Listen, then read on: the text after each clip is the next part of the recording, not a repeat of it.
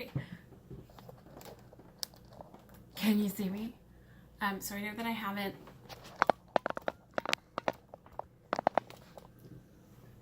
That's better. I know that I haven't been on here for a while. Part of it was that like I lost my phone and I didn't even have like a way to record. And anyway, a lot has happened since the last video that I posted.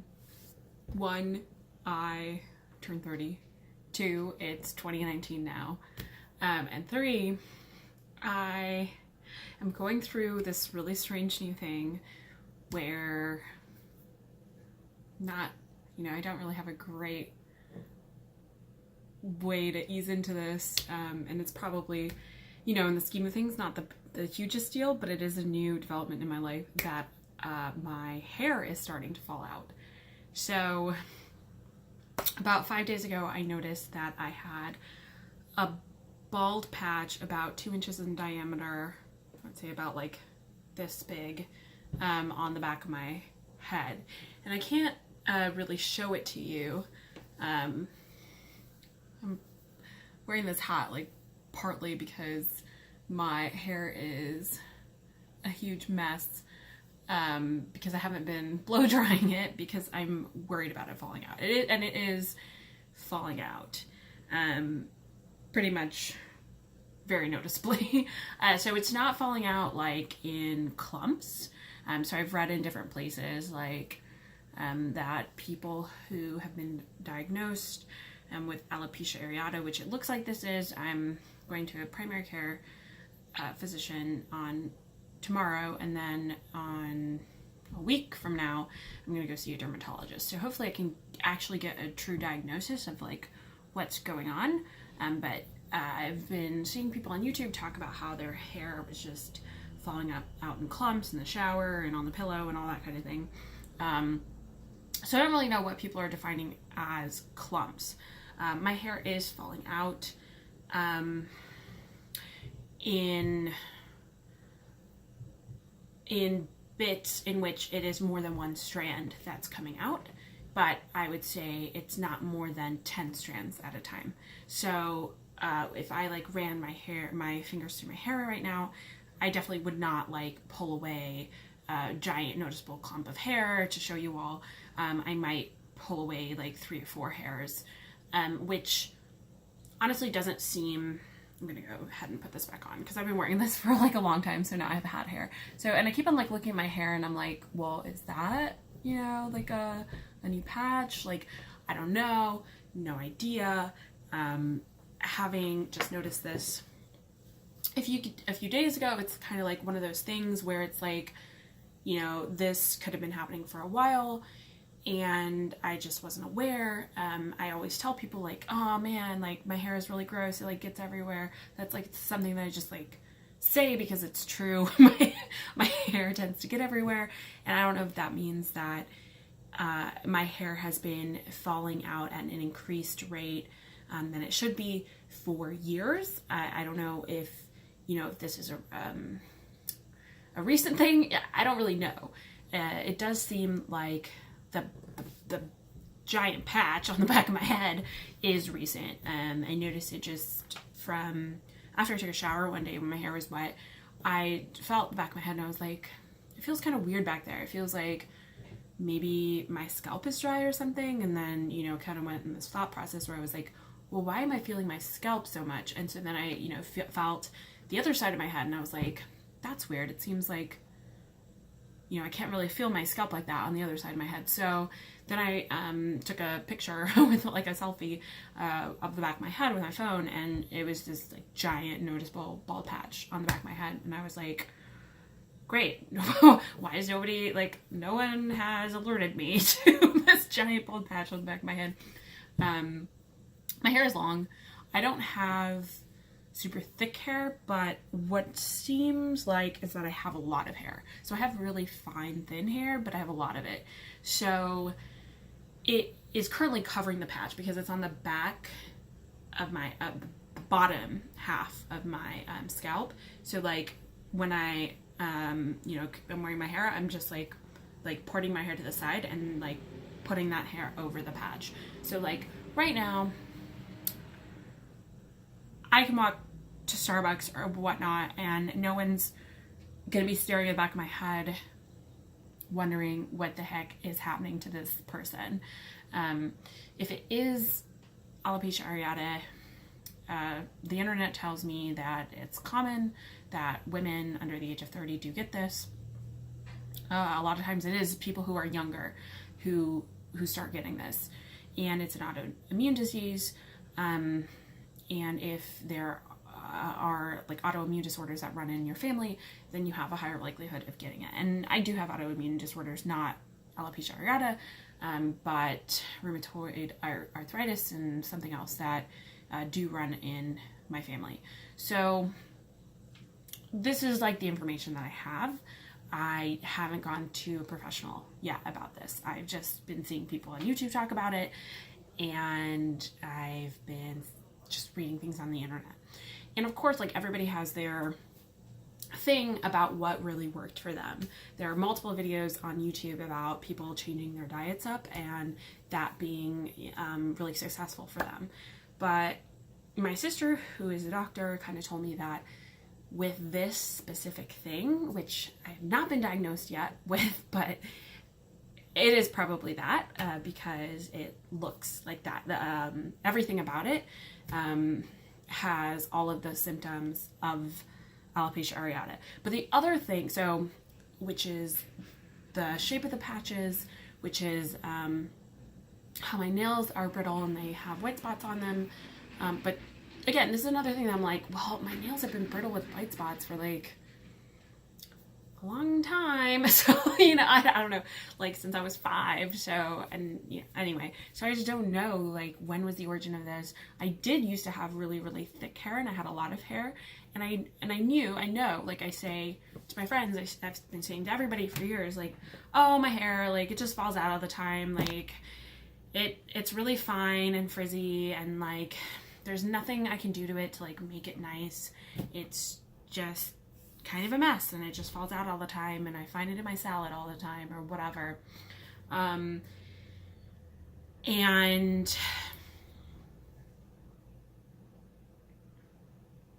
that's just kind of what I know is like the trend of how I talk about my hair.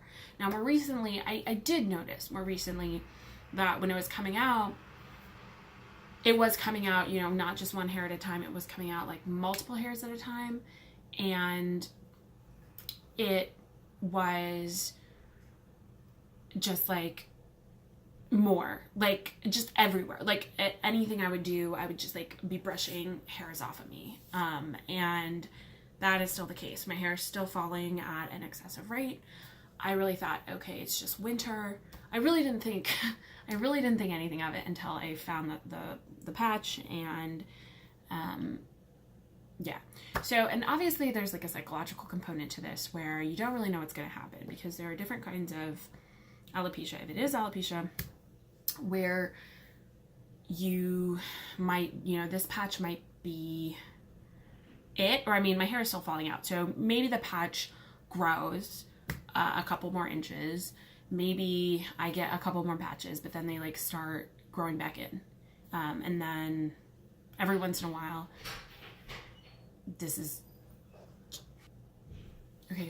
so every once in a while, then this is just like something that I deal with.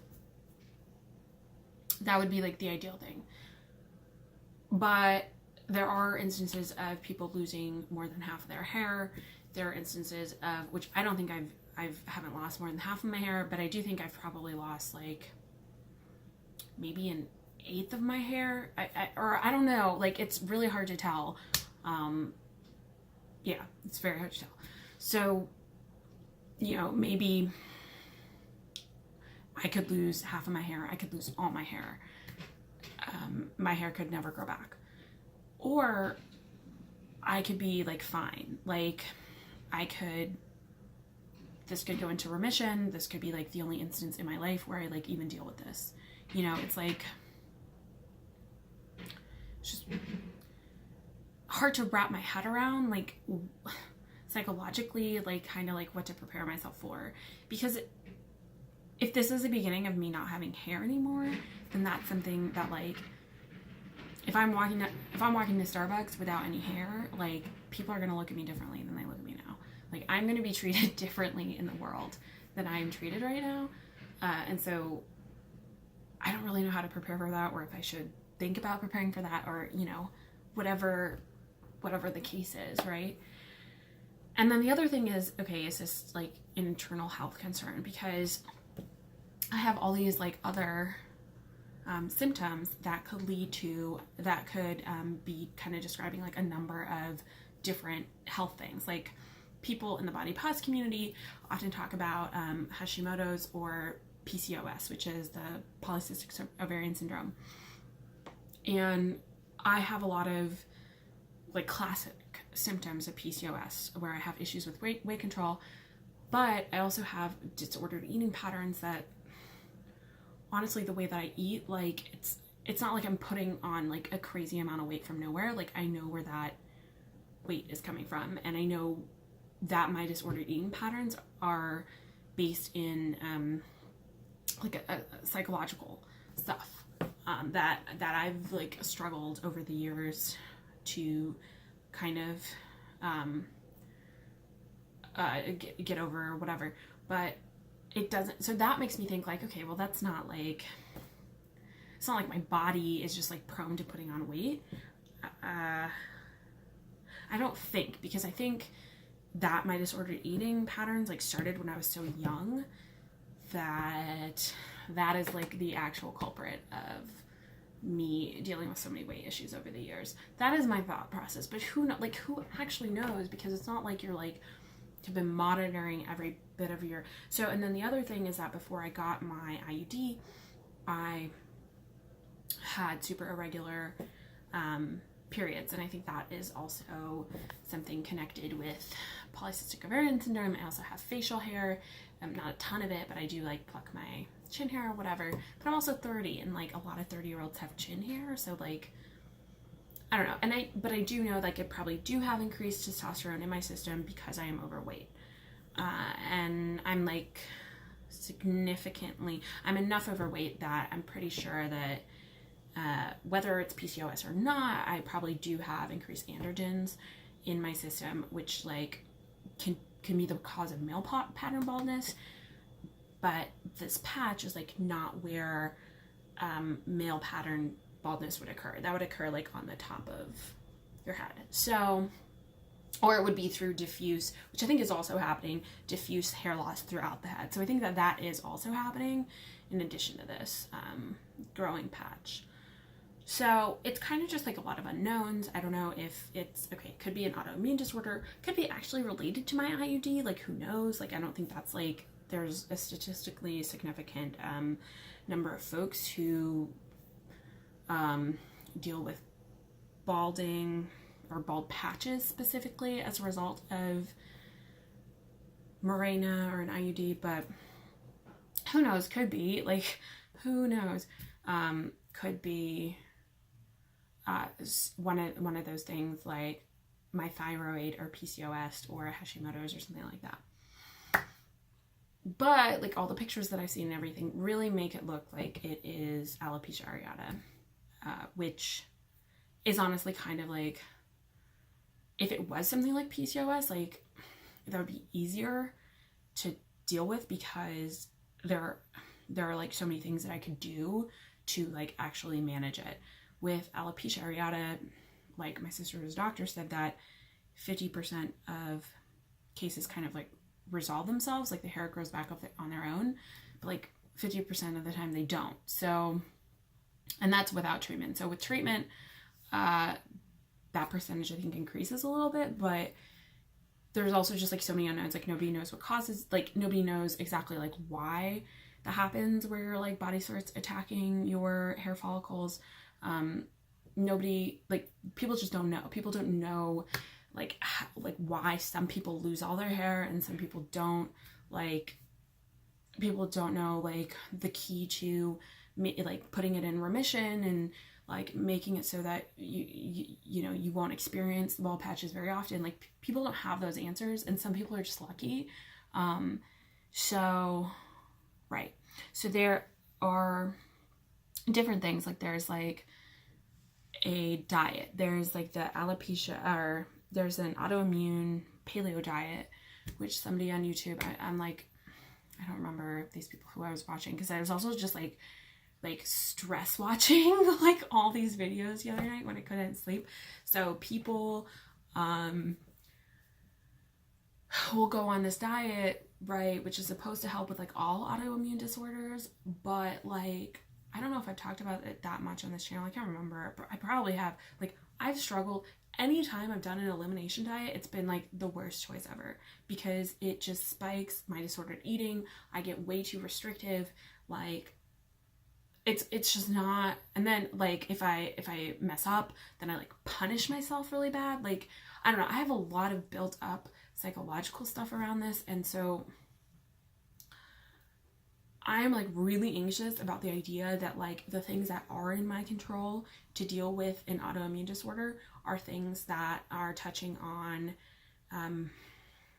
psychological triggers for me. And like I'm like really questioning my ability to do it.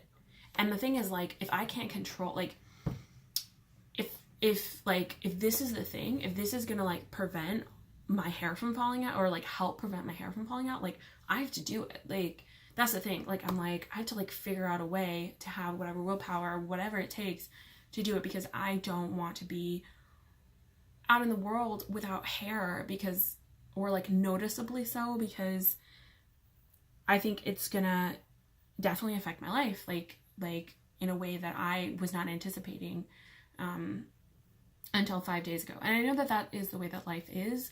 Like it's 2019 now, new year. Like I'm excited for it. I'm excited to be 30. I'm excited for my future. And there are a lot of really great things happening to me right now, which is part of the reason why I haven't needed this channel to like come and vent on, or come and, talk to. But still, it's, life is so strange, right? It's like, we really want to be able to be in control of what we can. And I think when something happens that's like very surprising and jarring and unexpected, even if it's a cosmetic thing like losing your hair, it makes you like take a step back. Like I come from a family where everybody has hair, and so I've never had this thought like, okay, when I get older I'm gonna have to deal with balding or whatever. Like I've never had that thought before. Definitely never thought, okay, I'm gonna all of a sudden in a span of a week lose a giant patch of my hair and continuing to be losing my hair. Like I didn't think that would be ever happen to me. But there's a lot of things that I'm not thinking about all the time that could happen to me. There are a lot of really terrible things that could happen to me, out of nowhere. Like we rely on statistics, but bad things happen to good people all the time. Statistics, a low statistic doesn't mean it won't happen to you. Like you could be the unlucky one. That's just kind of the way that life is. But I do think that it's really important also to feel like you have some sense of control, because how else would you live?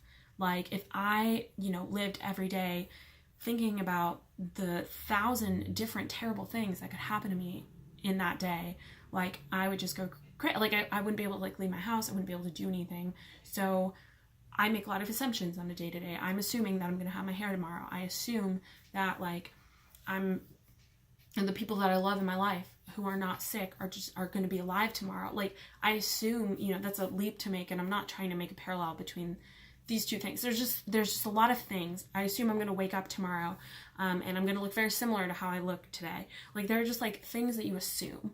And something like being so different, like just, I don't know, I've just been like taking like a huge step back, and I think I've been taking a lot of things in my life for granted. I don't think that I'm the most beautiful person in the world. I don't think I'm the best person in the world. I think I'm a very average person in a lot of ways.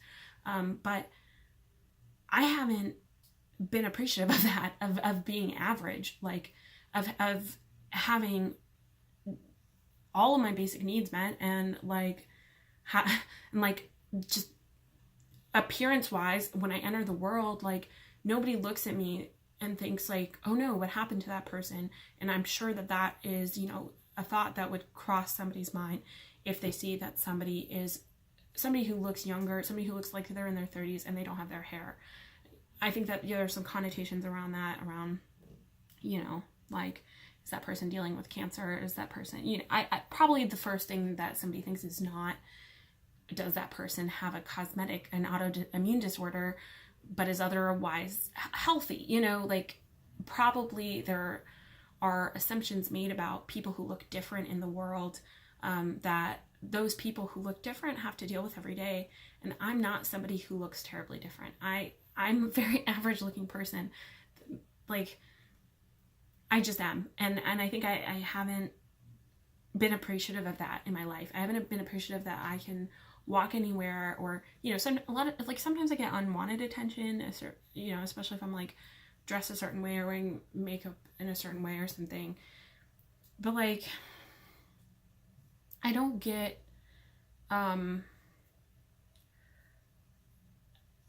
attention that I feel like a non-average looking person would get. I don't really know like how to describe this better, because I like haven't even put that much thought into it, but it's just been like some of the realizations that I've been making, that like I experience so much privilege in the world, just like looking the way that I do, just being kind of like unassuming, and being able to go and get my groceries and do my errands and live my life and go to a bar, or go to like, you know, go do whatever I want, like without people kind of like second guessing. And I think that that is something that like I've known about being an issue about the way that I approach body pause stuff, but I don't talk about it very much, because like I have had all these instances in my life of men commenting on my body in a negative way, and of feeling like I have to defend my fatness to people and to my family, and, you know, all these different places. Like, I have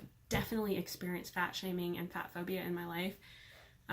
But something that is a reality is that I am an average sized American woman. And when I enter almost any store, any place, like any restaurant, nobody looks at me and thinks, oh my gosh, like, how is that person going to find a seat to sit on? Or like when I enter an airplane, people aren't like ecstatic about me sitting in the middle seat, but people aren't like flat out rude.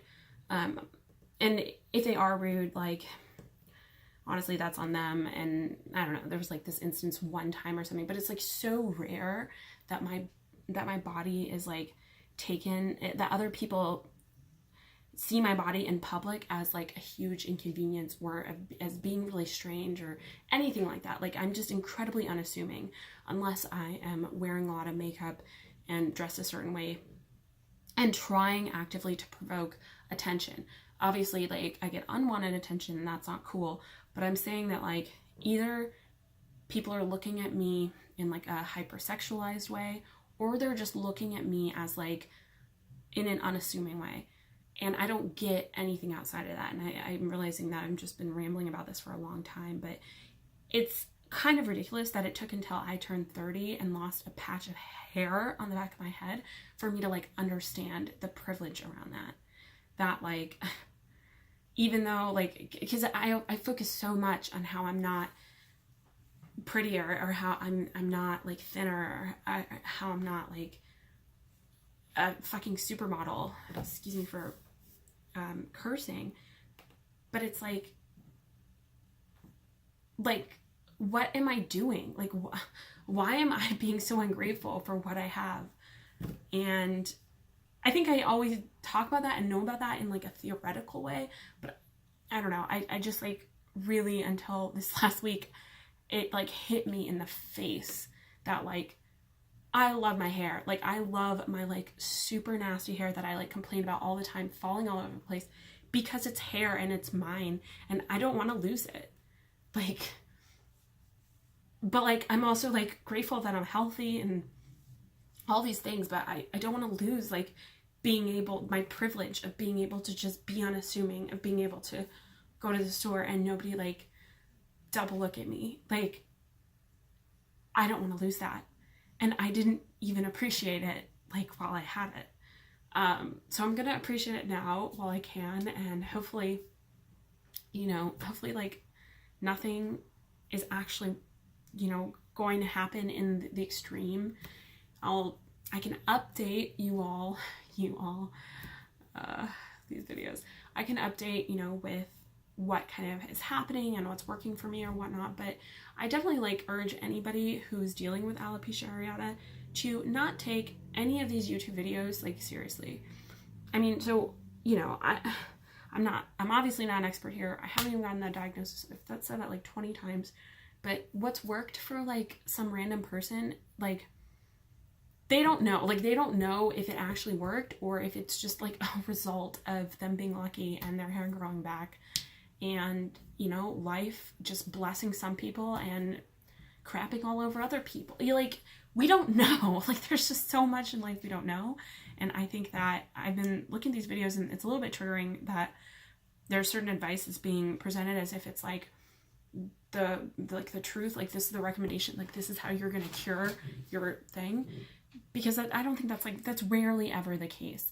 Obviously, we want to maintain hope around things. Like, obviously, you want things to get better, or you want to believe that things can get better. And the things that are recommended around alopecia areata, which I've seen stuff around like stress reduction and diet change, like eliminating alcohol, and I don't know if I saw anything about caffeine, but eliminating alcohol, and I don't think I saw anything about exercise, but God, it probably couldn't help. I'm just saying, like, the things that I'm seeing, like, are things that everybody tells you to do to boost your mental and physical health, you know, period.